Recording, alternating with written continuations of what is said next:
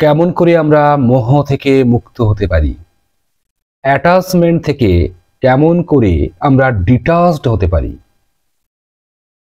Eagle চেতনার মধ্য দিয়ে যখন আমরা জার্নি করি তখন আমরা জানতে পারি যে জোর করে কিছু করা যায় না।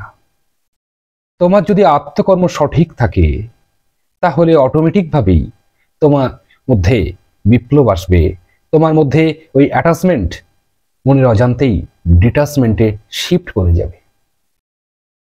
শুধু মাঝে তোমার অ্যাকশনটা দরকার, যেটাকে আমি বলি নিষ্কাম কর্ম।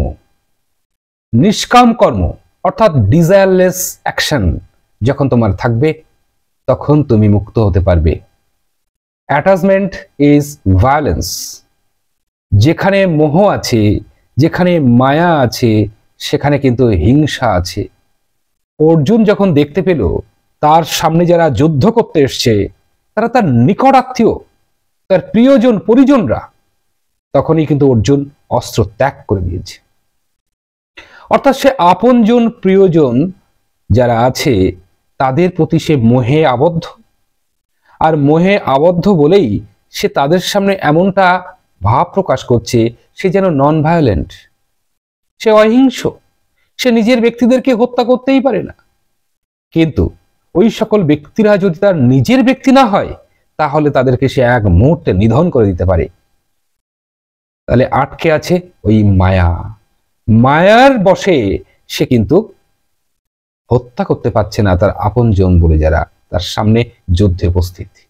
অর্জুনের মধ্যে অ্যাটাচমেন্ট আছে তাই তার ভায়োলেন্স আছে।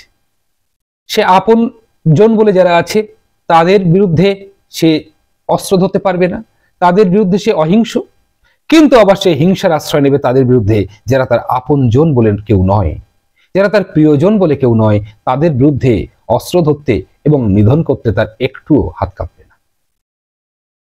তাহলে আমাদের যেখানে মায়া আছে, যেখানে অ্যাটাচমেন্ট আছে, সেখানে আমাদের কিন্তু হিংসা আছে।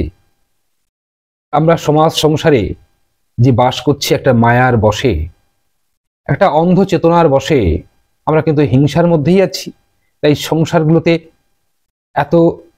তাই ফ্যামিলিগুলোর মধ্যে দেখা যাবে যে রিলেশনশিপ প্রচন্ডভাবে বিঘ্নিত হচ্ছে, কারণ সেখানে রিলেশনশিপ মায়ার মধ্যে যুক্ত, মায়ার সঙ্গে যুক্ত, অ্যাটাচমেন্টের সঙ্গে যুক্ত। তাই সেখানে ভায়োলেন্স আছে, সেখানে লড়াই আছে, সেখানে হিংসা আছে। তাই সেখানে রিলেশনশিপ সুন্দর হতে পারে না। রিলেশনশিপ সুন্দর হবে তখনই যখন তোমার রিলেশনশিপ ডিটাচমেন্ট হবে, অর্থাৎ মায়া থাকবে না, মোহ থাকবে না। মায়া মোহর ঊর্ধ্বে গিয়ে যখন তুমি কোনো রিলেশনশিপের মধ্যে দিয়ে যাবে তখন সেই রিলেশনশিপ সুন্দর হতে পারে। তাছাড়া প্রত্যেকটা রিলেশনশিপ ভায়োলেন্ট।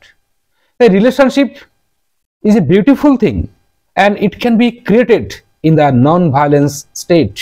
আর non-violence state যেতে গেলে তোমার মধ্যে কোনো অ্যাটাচমেন্ট থাকলে চলবে না, তোমাকে ডিটাচড হতে হবে।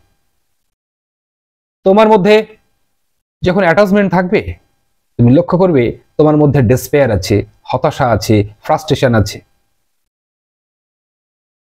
তোমার মধ্যে অ্যাংজাইটি আছে। কিন্তু যখন তুমি ডিটাচড হয়ে যাবে তখন দেখবে তোমার কাছে না আছে পাস্ট, না আছে ফিউচার, না আছে ফ্রাস্ট্রেশন, না আছে অ্যাংজাইটি, শুধু প্রেজেন্ট আছে। Present means the blissfulness, the blissful state of the mind, that is thoughtlessness state, that is the state of godliness.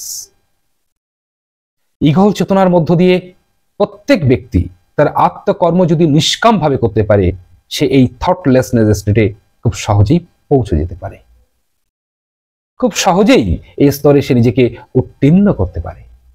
যখন কোনো ব্যক্তি নিজেকে এই থটলেসনেস স্তরে পৌঁছে দিতে পারবে তখন তার চেতনার বিকাশ হবে।